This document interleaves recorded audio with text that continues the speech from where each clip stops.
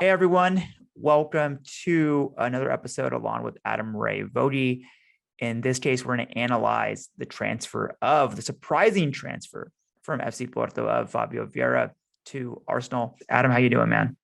Hey, I'm good. I'm good. Exciting morning so far into the afternoon here where we are. I guess it's nighttime where some of our watchers will be, but it's been an interesting day. Absolutely, man. So first, just give me your initial reaction of kind of when you heard the news. I mean, it kind of escalated real quick there. Yeah, and he's, Fabio Vieira is somebody that I honestly hadn't posted a lot about because, frankly, I didn't expect that type of player to really be on Arsenal's priorities list for the summer. Since the beginning of time, we've been talking about striker and midfielders. So I was really looking at more of the deeper guys. And even when I was watching Porto, I was usually looking at like Evan Nielsen instead. So, but he's a player who's very easy to appreciate. So it kind of, as soon as it hits you, Fabrizio starts tweeting about it, and you're like, oh, this is happening. That's pretty cool. And also, honestly, it's kind of cool to see these things happen with no leaks, which tends to be a sign of a good culture, at least in the kind of the corporate part of the team, the squad. Yeah, absolutely. And then especially, I think with Premier League stuff, you might always see some links just because it's such a robust league and there's so many connections there, like the Tielemans links and the Gabriel Jesus links, which I think are definitely strong links. They're real. There's too much smoke there not to be fire.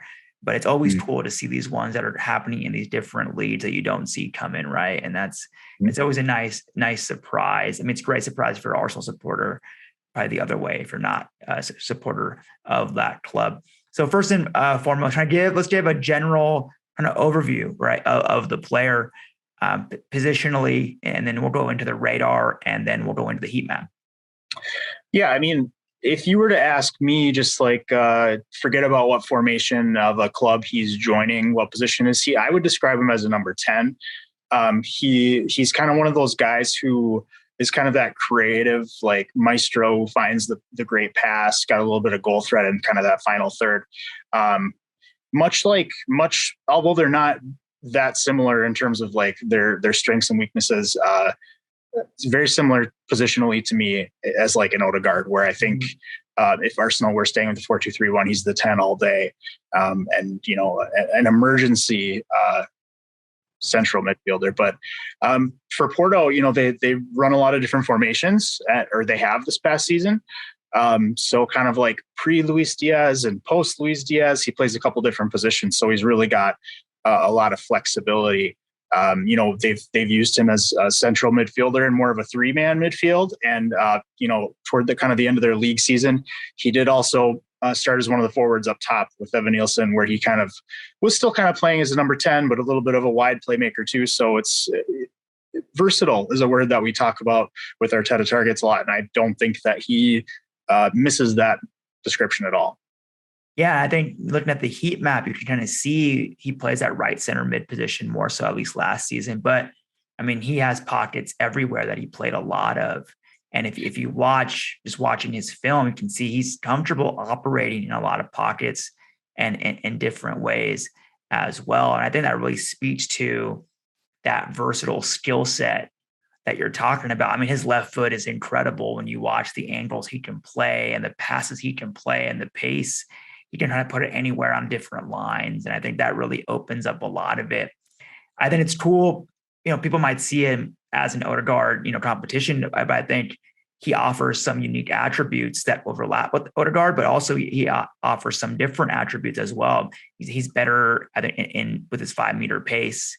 I'm interested to see how he manages contact, which Odegaard tends to have a problem with that as well. And so I think, but at the same time, I think he's also a very smart player, and those type of guys who, with this Arsenal team, a smart, versatile player, tend to vibe and work really well together. And so that'll be really fun to watch how he's used in Mikel's system. And there's some reports, I don't know if it was Fabrizio or actually Ornstein, saying that Mikel was the one who really pushed to sign him. So clearly he sees him, as a fit within his system, whatever he's thinking moving forward, right? And so moving on to the radar, let me know what you're seeing, kind of what really sticks out to you and what doesn't. Yeah, I mean, he really, was really his first year being quite involved at the senior level for FC Porto. And really that you can see from the radar that some of the strengths really speak to me of a player who is going to be comfortable helping to break a press. So among the players that I measured for this in the winger and attacking midfielder role, which I think is probably the simplest way to describe him rather than as a central midfielder. He's going to be one of the better ones in terms of not turning it over that often per 90.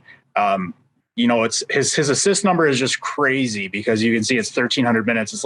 It's basically like 14 and a half games worth of 90-minute sequences, and he got 14 assists. So basically averaged an assist a game. And I've seen some other numbers that aren't on here that he has a good pass completion percentage, but he also, if you watch some of the clips, go back and watch some of his involvement in like against Liverpool when they were playing Champions League group stages this season or against Lyon. He does pick out some difficult passes, right? He wants to play that ball across the pitch in behind, like in my head, I can really see him playing a cross pitch pass right on the money to like Gabriel Martinelli streaking at the far post. Yeah, absolutely. Or, Gabriel Jesus. And so, but we'll see. I think, I mean, the fact that it's really his first year being involved and seeing kind of what he was able to do with that really, really fast acclimation is always impressive. And then, but more so than that, what really stuck out to me is what you just commented on, his vision. He has, when you watch him play, he has like that anticipation, that vision. And then he has the technique, of course, to deliver on it, that you're like, oh, this guy really, really sticks out in that regard. I think I saw a graph. I'll try to find it and put it up on here. Is that I think in terms of progressive passes for U23 players, I can't remember what the axes were exactly, but I think the other one was expected assists. Yeah, he's right up there with TA. And like, it's like these two guys, and then no one else is really close, right? If you saw that. And so, which speaks to that progressive ability and what you just talked about with trying to break that press. A couple of words that really come to mind when you watch him pass is intentional. There's a lot of intent behind his passes. And I think that's something that I think we can get on Granit Xhaka's case for sometimes, is that he is very progressive with the ball, but it's not always the most intentional. And the other word I was going to say is incisive. Yep. I think you'll see Vieira, whatever role he plays, you're going to see him trying a lot of passes that are meant to get a shot, get a goal opportunity right off of it. He's kind of like that final third maestro, I think is a word that a lot of people like to use, but much in the same way that Odegaard can be, he's just kind of an assist. He finds assists. Yep. I think last thing I want to ask you, I think I already know the answer what you're going to say, but a lot of people have said, oh, what does this mean now for, interest in Tielemans? Yeah, I mean, to me, I'd be surprised if it means anything. The left center midfield position is a position that I think that Vieira could be used in at times next season. But for me, this is the Odegaard depth competition signing. This isn't the new left 8. I think the difference with a Tielemans is that he has played these 5 seasons in the Premier League now. He comes in from day one, playing against Crystal Palace, a club that he's played, 10, 12 times in his career already. Whereas Vieira, I mean, this is a big step up. The Portuguese league is not the Premier League. You are playing Arouca and Vizela and clubs like that. You're not playing Burnley on your weakest opponent, or Norwich, I guess, this past season. But to me, it doesn't affect much. I know the prices are going to end up being pretty similar, but Tielemans is going to leave Leicester one way or another, so they don't have a lot of leverage. Yeah, I know. I see the same exact way. For me, he's really, right now, he's a floor raiser in terms of depth. And he's still not close to his potential. So he can fill that advanced, left center mid role as needed. But that's still, to me, earmarked, for a Tielemans, for a Xhaka. But then now he's able to, like you said, provide the competition for an Odegaard. I mean, I think the versatility. He played almost playing like in a second striker role for Porto at times. He's shown he can play all over the pitch as well. And I'm sure Mikel sees those attributes as well. So I think in the short term, he's at the least a floor raiser with depth. Long term, he's a ceiling raiser because he, a lot of people have said he's their best prospect at Porto, really, even more than what's his name? Vieria. Yeah. Vitinha and Evan Nielsen would be the other really big ones. And he's, it's interesting because when you build like a youth project where your 11 are all going to be guys who are in their early 20s who maybe aren't where they're going to be one day right now, there's kind of two different ways you can take it. If you're looking to provide cover, you can try to find a veteran who's relatively cheap up front. Maybe they make a little bit more in wages, but they're ready to play right now. Right. And to me, the other thing that you can do from like a squad program building perspective is you can get that guy who's maybe a little bit less developed, who, I mean, frankly, could exceed Martin Odegaard's ceiling for all we know.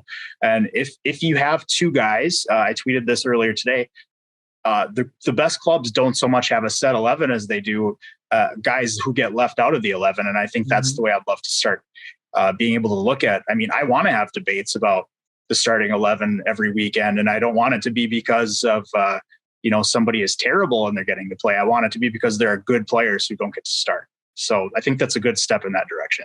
Yeah, absolutely. And I think I was commenting on this on Twitter as well, is that something that City has with their quality is that you're practicing and scrimmaging against guys who are better than what you're going to see when you're on the pitch, right? So it's like in baseball when you're batting with a heavy bat and then you use a normal bat. It's like, oh man, like the weight is like, it's easy, right? And so that's part of it when you have those quality players behind you, is that you get used to that level. Then of course you drive each other to have that competition. So I think it's a great signing on so many different levels. It's an exciting one for Arsenal moving forward.